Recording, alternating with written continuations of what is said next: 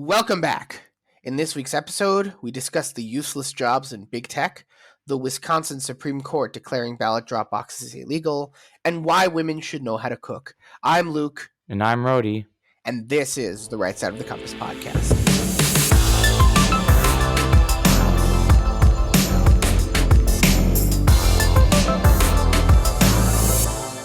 So, Rhodey, we decided to do something a little different this week.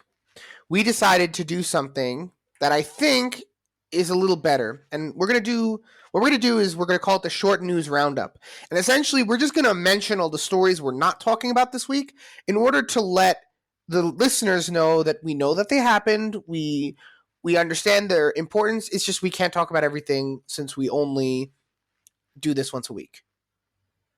So right, sounds good. So we're each going to exactly. So we're each going to take we're going to switch off and we're just going to run through each of these stories and just quickly say what happened, and then we're going to move on to the bigger topics. So the first one is Elon Musk pulls out of the Twitter deal. This is actually something I think that happened today as of recording. Oh, that's crazy. Actually, it's the first I'm hearing of it. Right. So I don't think this is I really don't think this is going to be permanent. I think this is more like a 17D chess thing. A lot of people are saying that because he pulled out, now the Twitter stock plummeted and it's going to be cheaper for him to buy. And if they sue him, then they take him to court and then, he gets to expose the bot problem. So I don't they're saying things, but again, until it's over, it's not over. Right. Now you do the next one. All right. Boris Johnson resigns as UK Prime Minister. So I heard this, but do you know why? Because of the whole COVID thing, the partying and the COVID, he was very unpopular after that. So yeah, that's pretty much why that happened. I don't know what this means for UK politics. I don't know UK politics, but we'll see what happens. So the next thing that happened, which was crazy, Shinzo Abe was murdered. I don't know who that is. He was the former president. I think. Do they have a prime minister in Japan or a president in Japan? He was campaigning to do election stuff, and he was just shot. Wow. When was the last time that happened? Like just some guy who was in politics got shot and died and was murdered. I don't know. Well, the important thing about this story is to understand that for what it's worth, Japan has some of the most strict gun laws in the world. Yeah, I'm shocked. Well, apparently the guy made his own weapon. So when there's a will, there's a way. When there's a will, there's a way. I mean, I wouldn't be surprised if you can, 3D print one. I'm sure he did. Anyways, so why don't you do the next story? All right, Jordan Peterson joins the Daily Wire Plus. I guess they started their own streaming service. Well, yeah. So I think that I don't exactly know what happened with the Daily Wire. I know they're like trying to compete now with Disney Plus because they got their kids content. They teamed up with PragerU, and I know I sound now like a Daily Wire advertisement, but the fact is that Jordan Peterson joining the Daily Wire is a big deal because Jordan Peterson, I know from personal experience that there are people who are completely left wing and they love Jordan Peterson. This is a power play by the Daily Wire. Really? Yeah. Like I personally know a guy who's like very left wing. I mean, he's still open minded, so he can't be that left wing. But he's very left wing, and he's like every time there's a social issue, he's very much like for the left wing side, but he's still Jordan Peterson. And this to me tells me that this is a power play by the Daily Wire. This is going to broaden the appeal of the Daily Wire in a way that nothing like it has done before. Yeah. And this is the Daily Wire kind of really pushing into the culture war. So congratulations to the Daily Wire. Best of luck to both them and Jordan Peterson and everything. Anyways, and then Elon Musk has twins with Neuralink executive. Nice. Good job. Nice. So I actually don't. So here's the thing. I don't actually know if he actually had physical intercourse with her or she had like in vitro fertilization or whatever it is. But do you know, I think her name is, what was her name? Neuralink executive. I'm just going to look this up because I'm blanking on her name. What was her name? Has twins. Siobhan Zillis. That's what it's called. Siobhan Zillis. She's actually very cute. Very cute. At the risk of sounding like Elon Musk's Jewish mother, I think he should hook up with this girl. No, like she's very smart. She graduated from Yale, I think. And so I don't know. I think Elon Musk would be better off with this girl than any of the bimbos he spends his time with. She reminds me of Pepper Potts a lot, actually.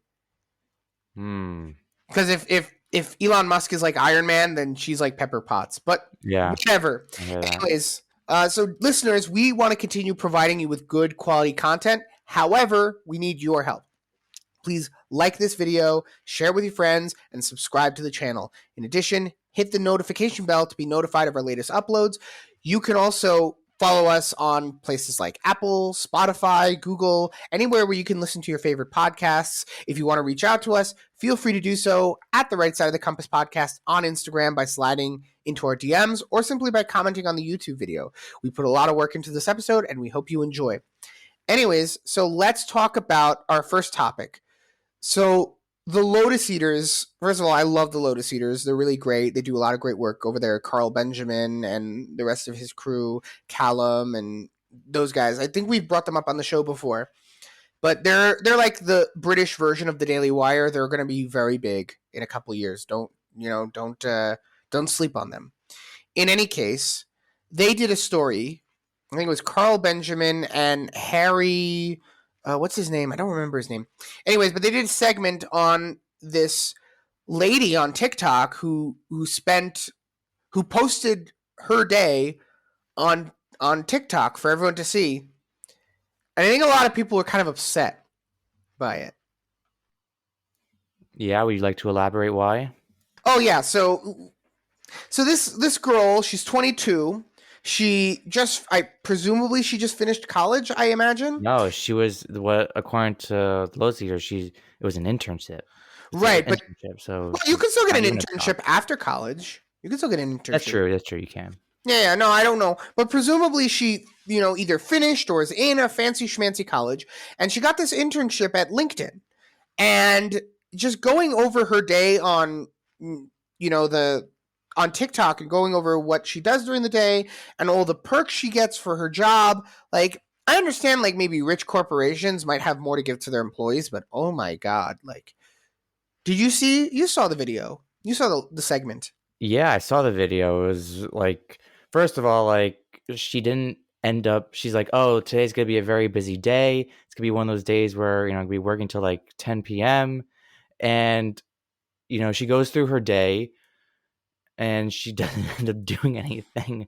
She's like, I started off with a meeting at 9 a.m., but then it was canceled. So then we didn't have that meeting. And then I got this food and then that food and then took a nap. It wasn't just food. It wasn't just food. The important thing was it was very, very highfalutin fancy food. It wasn't like, It wasn't even like they had pizza in the cafeteria. They made like very like, you would go to a restaurant to order this food. Yeah. And it would cost you a lot. Yeah. And they had free chips on thing, and you came in and they had eucalyptus towels and orange water, and I very rarely money to burn. I know. I very rarely get angry at other people whose jobs have good perks because, like, listen, man, you got to do what you got to do, and if you get it, whatever. But that just made me angry. I think if LinkedIn does not compare to like Google and all the other places. Like Google's on a whole other level. But I know that because I've been there. But like, I assume that the engineers actually work at Google. So that's the thing. It's like, I know people that work at Google, and yes, there's a game room, but they told me they never have time to actually like go to the game room. So that means that the people using it are these useless interns. Either useless interns or people who have more time on their hand who are not the engineers. Yeah, so that's what kind of drives me bananas. Now, of course, the Lotus Eaters did a fantastic segment, and I can't recommend the segment highly enough. We're going to link the segment on YouTube in the bottom of the YouTube section, as well as on Spotify and others. So you should go watch it. I think it's very, very good. And Rody, I think you can attest to the quality of it as well. Yeah, no, I thought it was very well done. Yeah, so of course you should watch that. You should watch. I almost feel like you should watch that first and then come back to this one, maybe after some context has been, established. But I kind of want to go a different route with it. I want to talk about why is it now. We all know that at LinkedIn they have these engineers and they have these people who, they do the code, and I assume they also they don't really have time for all this crap. Yeah, and then you have other, positions like marketing and, the business team and, Right, but you got these interns that they just sit in meetings and then they maybe like type a few things on their computer, but then you would think that if you commute to a highfalutin executive type job at a big tech they would corporation, have you doing all the mundane, tedious things that no one likes to do. but it feels more like a playground. Yeah, it does. And And I'm jealous.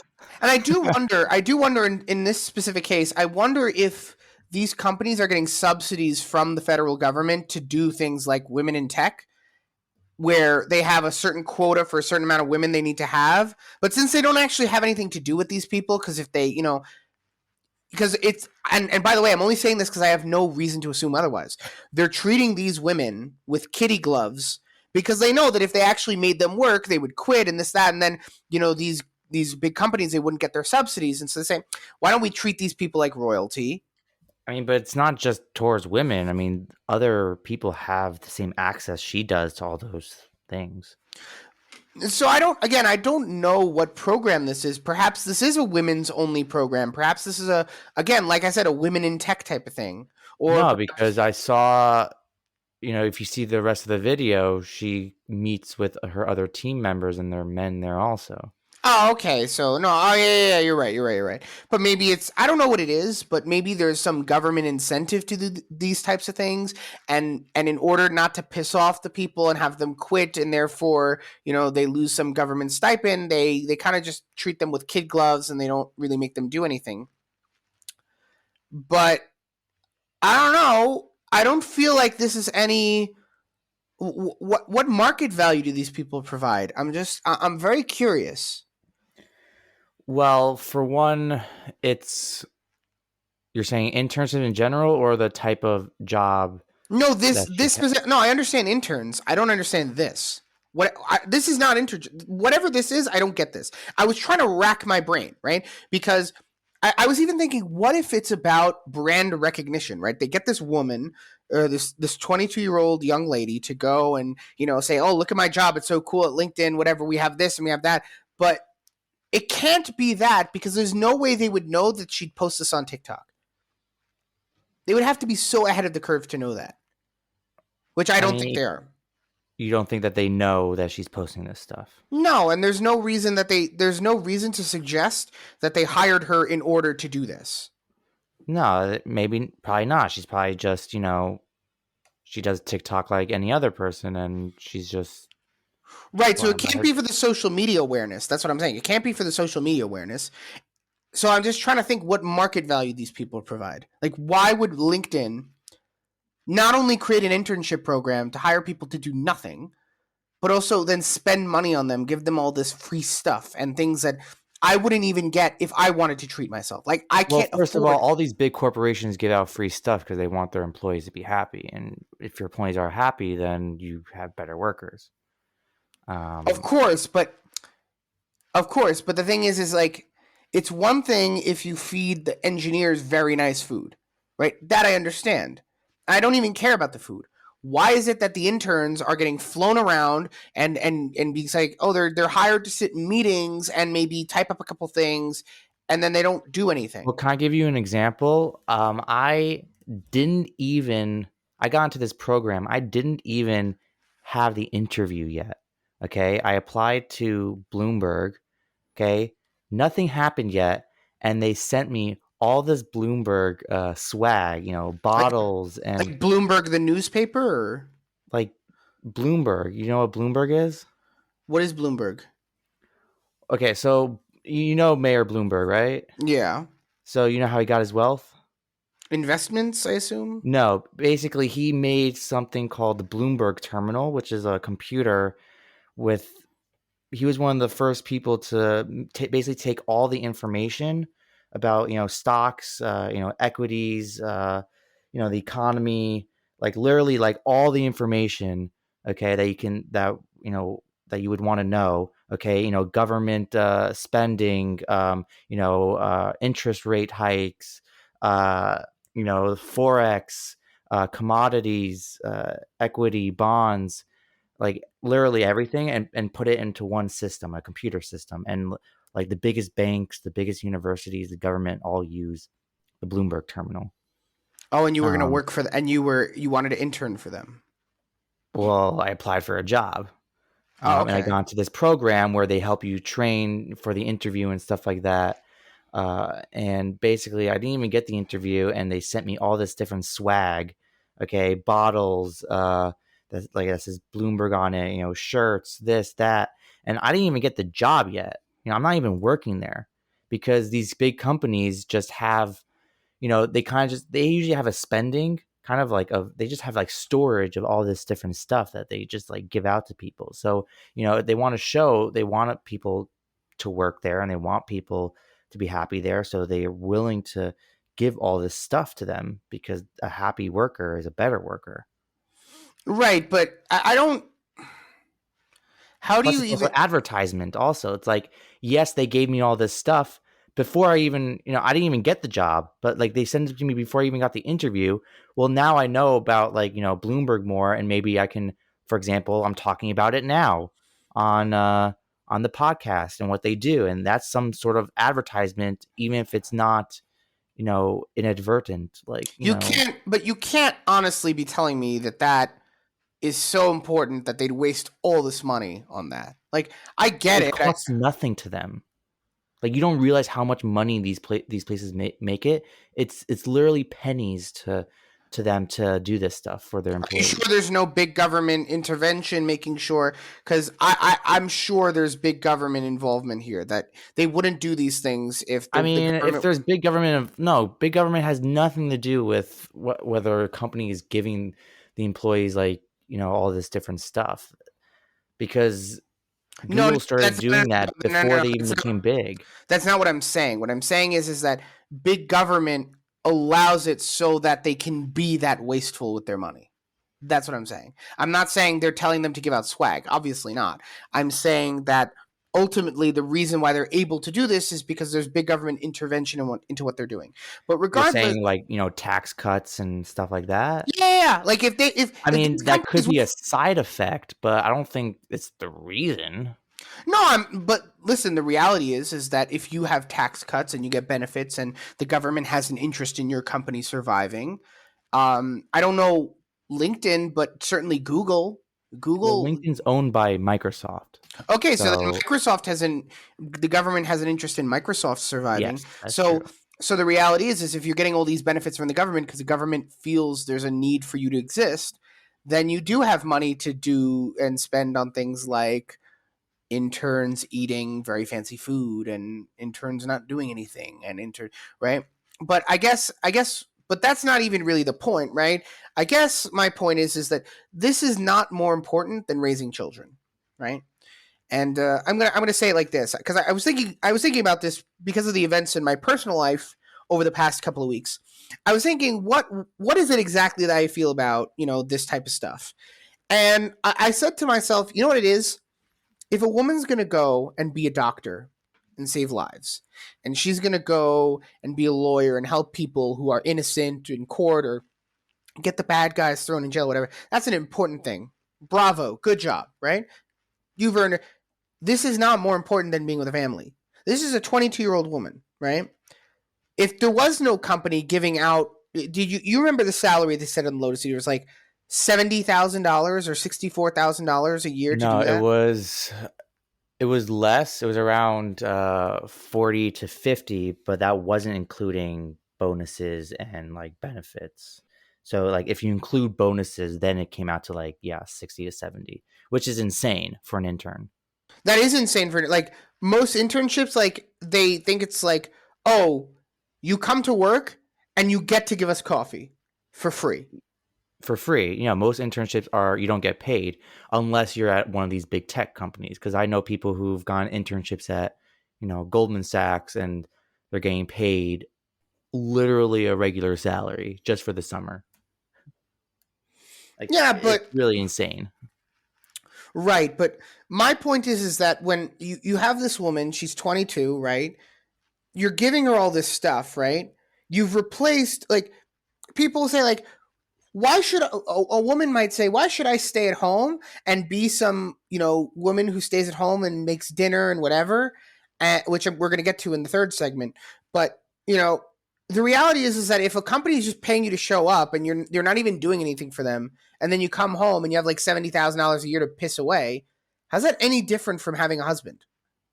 In fact, I would say the husband's better because at least the husband's a person in your life that cares about you and wants to see you happy. I don't think LinkedIn actually gives a crap if this particular woman is happy.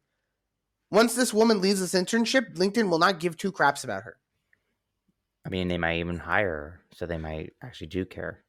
No, but when I say care, I mean like they're not going to be there when she's sad, You're right. If you were to drop dead tomorrow, they would have no problem replacing you with someone else. Okay, but when I say care, I don't mean like, oh, in the general sense they care. They don't want to see you die, right? But they don't care about you like family does. They're not going to sit there and deal with you in your old age like your children will. They're not going to sit and make sure that Those are two different things. One's family and one's a job. Right. What I'm trying to say is that if your job is doing something important, then your job matters. But her job does not matter. And so she should be looking for a family because family is more important than whatever stupid BS is going on at LinkedIn. I mean, it's hard to judge what she actually does by, first of all, the small snippets that she posts on social media, and also I don't know what she does, the other days. There was only one day that it showed. Like, for example, sometimes, even at my job, I'll have sometimes extremely busy days where I have like no time to breathe. And then sometimes it'll be super slow where it's like, super slow. But what is she again? She has not. This reminds me of some a very a thing that happened where I asked this person, who is the name of the guy who writes your paycheck? Right? Who is the name of the guy who writes your paycheck? And the person I asked this to, he started rambling and meandering and this and like she has not said what she does at the company. She is an intern, but interns usually have a job. Interns usually follow someone around. She does marketing, I think. But she didn't do anything. Like she was in meetings all day. How can she get anything done? How I have a job as well, and I know for a fact that if they spent half the time with meetings, I would never get anything done. Yeah. Okay, so you understand what I'm saying? And by the way, just as like I know, like you're like, oh well, the job and this that. The reality is, there's nothing conservative about telling a woman that like, oh, there's two different types of care. No. A job does not care about you. It doesn't care about you if you're a man. It doesn't care about you if you're a woman. The reason why we tell women to stay at home is because they have responsibilities at home that men typically can't do. So men typically will say things. This is like the kind of agreement between men and women. And you say, okay, as a man, I'm going to go to work and I'm going to provide the things that you need to raise my child. But no man is under the impression that what he does is more important than his children. No man is, or at least no good man, right? There are like bad fathers who like live to work, but the reality is most dads understand that everything they do is for their wife and their kids, right? So that's that. So I really don't understand like when you say like, oh, but it's really important, and then they care about her work. No, they don't. Let's be honest. It's the same thing with you. If you drop dead tomorrow, your company would not care about you, and your company's not going to be there during the holidays, and your company's not going to be there on the weekends, and your company's not going to. They don't care. Because if they did, you wouldn't be looking for a wife, presumably. Let's be honest. No, because they're just very different. A job's a job. Okay. A wife and a family, they're two different things. You can't really compare the two. Right, but so what I'm saying is that because this woman is going to work, right, and she's getting all this stuff to do nothing, right? You're saying she might as well stay at home, do nothing, and have a husband provide for her. And not even that. Like she would do more by being at home with kids. Like it's not even a comparison. You're saying she would do more. She would be benefiting society. Right now, she's not benefiting society. Right now, she's just being useless. Anyways, we need to go to the next segment, so let's do that. We're running out of time. So Wisconsin says no ballot boxes. So do you want to go over the story? You want to say what happened? No, you can go over it. All right, sounds good. So basically, the Wisconsin Supreme Court ruled on Friday that most ballot drop boxes were illegal in the state. So anyone who was paying attention to the 2020 election will go like, what the hell? What the hell? Yeah, I mean, there was a lot of people who felt that way. Yeah. A few million, not too much. There were like 70 something million people who voted for Trump who were like, come on, guys. And just so that everyone's understanding, this is a very pro-Trump ruling. Not specifically, but in the grand scheme of things, this is a ruling that benefits the Trump claim that, oh, if it wasn't for these rule changes, we would have won the election. And this is not the first state to do this. A Pennsylvania court also ruled that the mail-in ballots are unconstitutional in January 2022. So this was way after the election. They ruled that mail-in ballots were unconstitutional. In 2020, the Supreme Court rejected a case where they said the Republicans sued the state of Pennsylvania in court and they lost, and then they took it up to the Supreme Court, and the Supreme Court said that you can't basically the Republicans won the court case in the lower court, and then in the higher court they lost, and then the Supreme Court threw out their case. But then in January 2022, a different court said that mail-in ballots are unconstitutional. And so now you have two states that essentially said that the way that 2020 was handled doesn't work. It wasn't fair. So what do we do, right? Remember, and we got like another 2 years until 2024 rather. And if one more state, and Tim Pool was talking about this, if either Arizona or Georgia rules in a similar way that kind of says that the election wasn't kosher, then, the Trump supporters are going to make a very good point, which is to say, like, hey, if these three states had ruled differently, then perhaps, we would have won the election. But what do you do? Biden's term's already over. The damage we can't. Yeah, what's the point? When they rule it, they say next time. They don't say like. Yeah, but you do understand. But the problem then becomes, well, then you can always pull this kind of crap. You can always just skirt the rules, and then say, well, hold on a minute. The rules were not followed. It's like, oh, well, not next time. And then, you blow raspberries, you go like this, and that's that. So this is a great time to talk about the purpose of sacred rites and ceremonies. In Taiwan, right? In Taiwan, when they do elections, they make a ceremony out of coming out and counting the ballots. And the ballot counters are in the open, and you can see the votes being counted. And you can check and you can verify, and it's out in the open. And everyone in Taiwan trusts the elections. There's no such thing as voter fraud in Taiwan because you saw the ballots being checked. It's not done behind a clandestine door. There's no absentee ballots. There's nothing like that. It's very easy to do that when you're a small island and only a few million people. But when you're a massive country like the U.S. with 300 million people, it's kind of hard to do that. Well, my opinion has always been as follows. Unless you are a soldier in war, you should not have the right to an absentee ballot. Either the election matters enough to you that you show up on election day, or you don't get the right to vote. So you believe that you shouldn't have the right to vote because you're living in another country? Yes, sir. Really? Yes. 100%. I'm not even kidding. I disagree. Well, you can disagree, but you're just wrong. I don't know what to tell you. You're just wrong. I don't know. First of all, when I was in the United States for a year and a half, guess who didn't vote in Israeli elections? This guy. I didn't vote in Israeli elections. You think the Israelis are like, oh yeah, if you left Israel, you could just vote wherever you want. No. You need to be in Israel to vote because the people who are in Israel are affected by the election. If you're in the United States somewhere, if you're in Canada, if you're in UK, if you're in Nigeria, even if you're an Israeli citizen, the election doesn't really matter to you.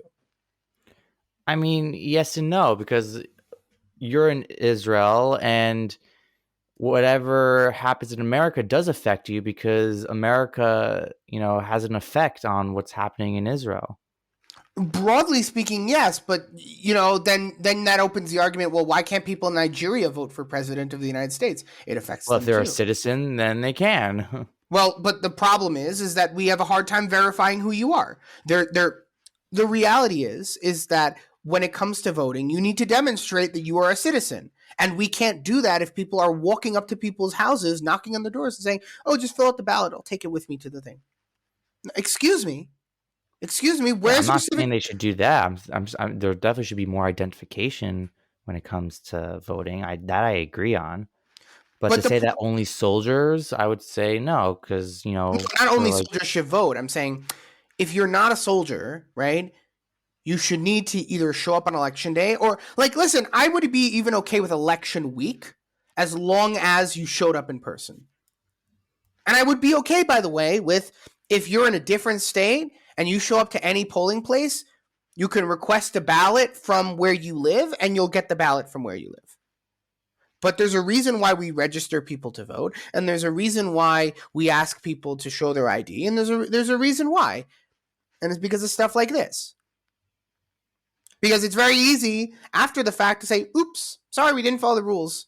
Oops, I'm sorry. Oops. But now, oops.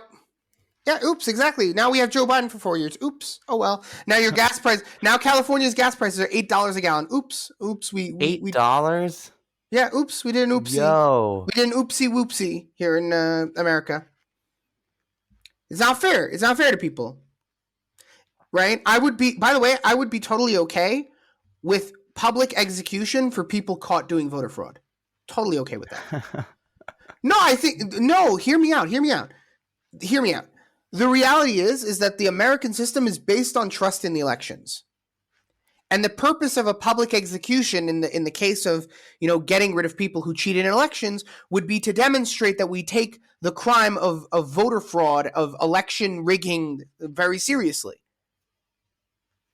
There needs to be a supreme value that the other values are subordinate to on many levels. And Are you actually not joking on that? I'm not. That's the thing. I'm not joking. If let's say we caught someone cheating in the election and then they don't get death by firing squad or by hanging, whatever. Why are you laughing? I don't understand why because you just take it to the extreme. It's like, death by firing squad or like No.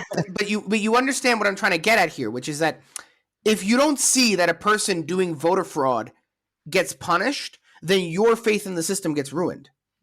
I mean, I don't think you should get the death penalty. So then what would be a big enough punishment to say, oh, we as far as I'm concerned, voting is a sacred if you're caught with voter fraud, you should not be allowed to vote.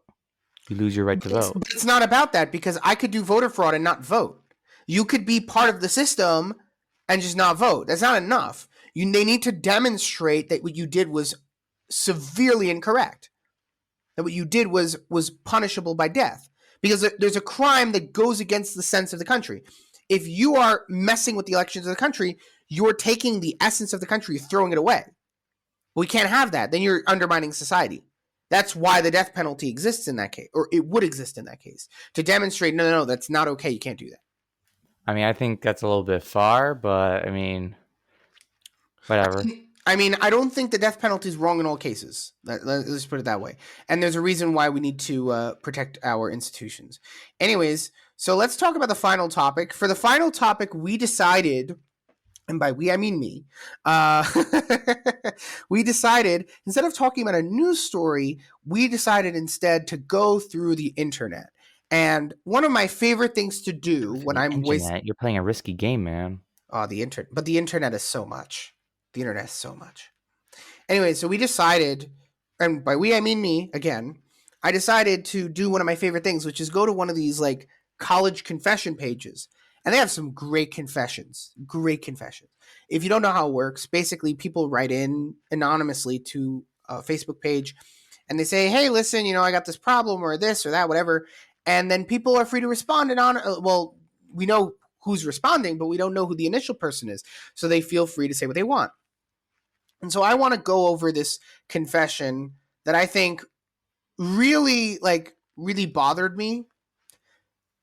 So I'm gonna translate it from the original Hebrew because it was from the Hebrew University confession page. So I will translate it, and I'm gonna try to do a good job, and then we're gonna talk about it. Anyways, so this is the confession. I live with my boyfriend, and this is a girl, obviously. And my aunt asked me if I make him food, lunch, and things like that. I told her I don't understand why she was asking that, and she said I have to worry about cooking for him, etc. I know this is her very outdated opinion, and it says nothing about me, but this has managed to piss me off so much. So, what do you think, Rhodey? What do I think? What do you think?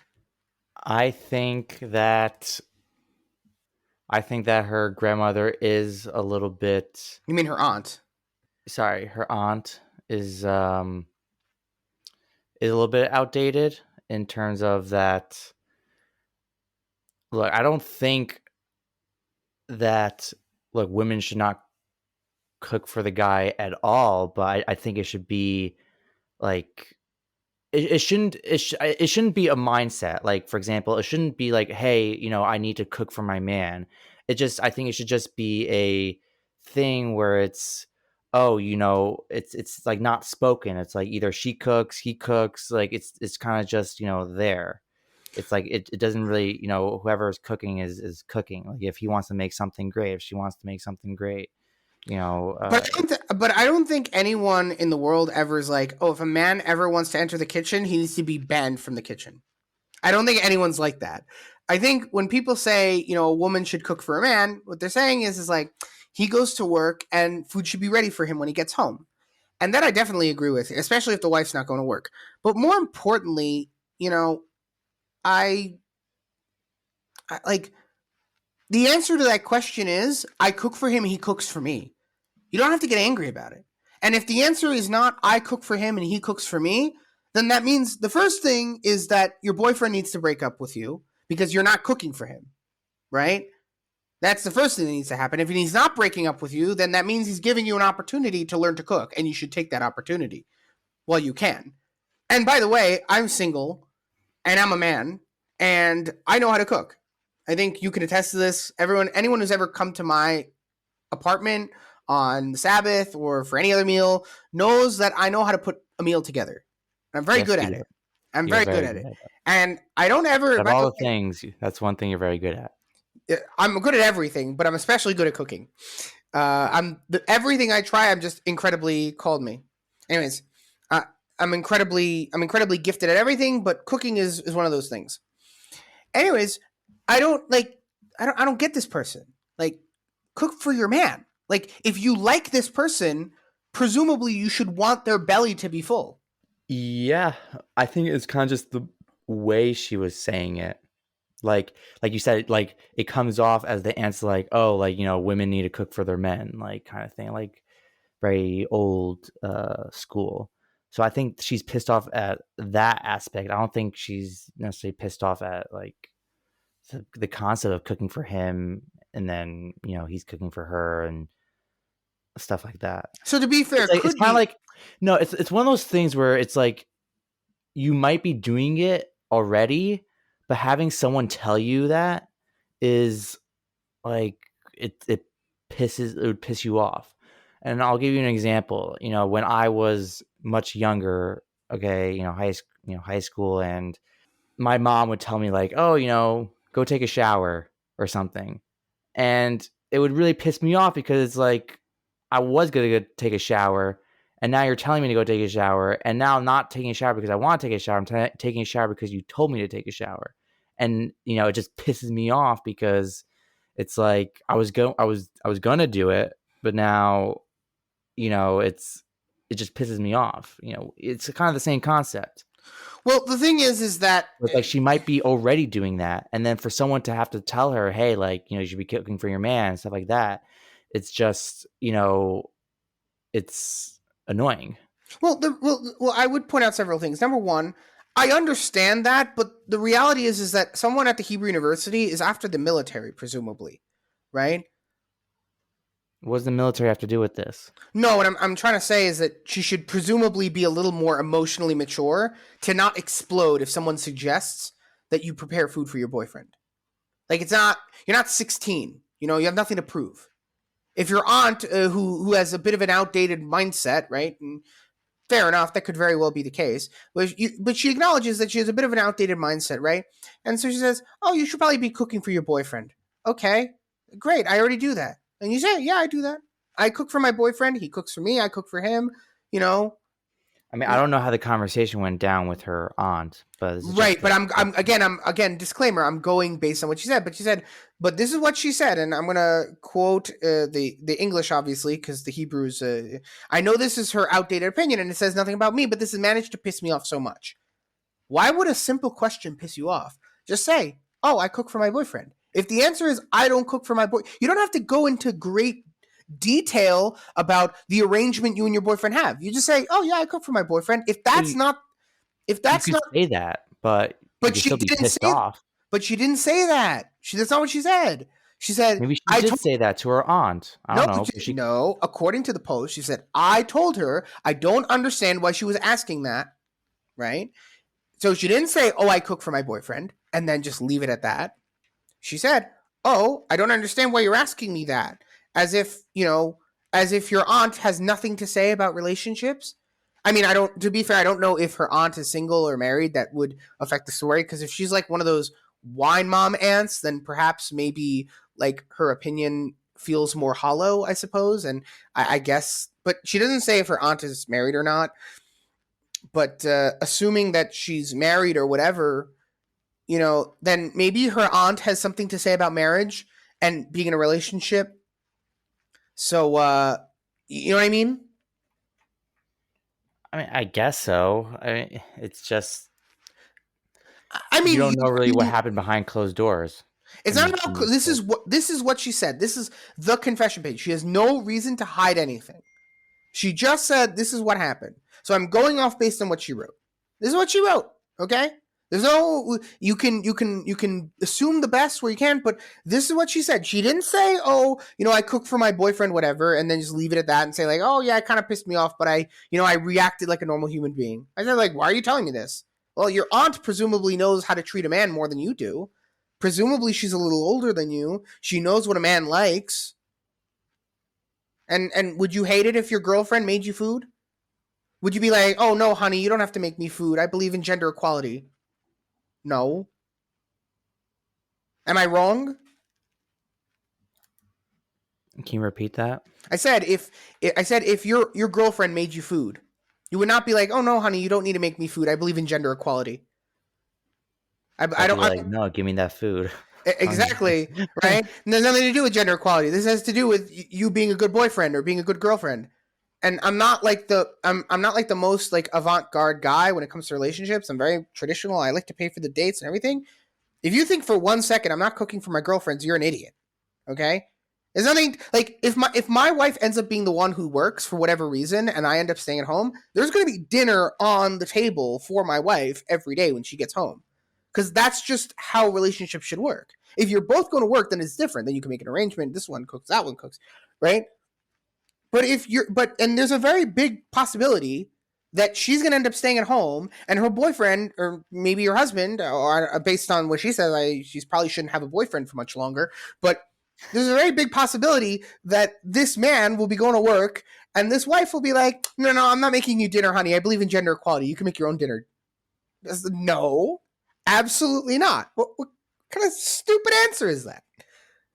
No, no, I'm sorry. This is you wonder why the divorce rate is so high because everyone is on their high horse. They don't understand how relationships work. I'm sorry if one person goes to work and the other person doesn't, then it should be clear to anyone that unless there's bad circumstances, there should be dinner waiting for them, the working person when he comes home. I'm sorry. That's because, and it's not because I think the person at home works less hard than the person who goes to work. It's simply that the person who's coming from work has no opportunity to make themselves food until later. And he comes home from work. Now he's going to start. No, you start earlier with the dinner, put it on the thing, deal with it. You don't have to make like the most elaborate thing. You can make things that are easy to make. There's lots of easy to make recipes that require very little effort from the person cooking, but it's your responsibility to make sure it's on the stove and ready for him to eat or her to eat if that's the case is, if that's how the case is when they come home. And that's just common courtesy. That's a demonstration that you like this person and that you appreciate the things this person adds to your life. Nothing to do with gender equality, whatever. And this annoyed the crap out of me. This comment, this anonymous post, because it demonstrates like, get out of your own head for 1 second, lady. Your aunt is telling you how to keep a man. She's saying if you keep him fed, he will stay around. He will stick around, and that's excellent advice. I'm sorry, excellent advice. Yeah. Yeah. So I don't know. That's why I'm pissed today. Anyways. That's why you're pissed today? Yes. Not other things? Well, it could be because of the Wisconsin thing. It could also be because I think the theme of this episode was things that piss me off. Because you got the lady who does nothing at LinkedIn and she gets paid like $70,000 to do nothing at LinkedIn, and then you got the guy the Wisconsin thing where they said the it wasn't constitutional, and then that like it's like we were saying and that this, and then this lady who says she's not going to cook for her boyfriend. I mean, I guess I'm not angry about this one so much as I'm just like, to the boyfriend, like, please get out of that relationship. That sounds awful. That sounds awful. All right. And with that, thank you for joining us this week. You can follow us on all your favorite podcast platforms, as well as YouTube and Rumble. If you want to reach out to us, you can slide into our DMs at the right side of the compass on our Instagram page or on the comments on our YouTube and Rumble page. Yeah, we look forward to seeing you next time.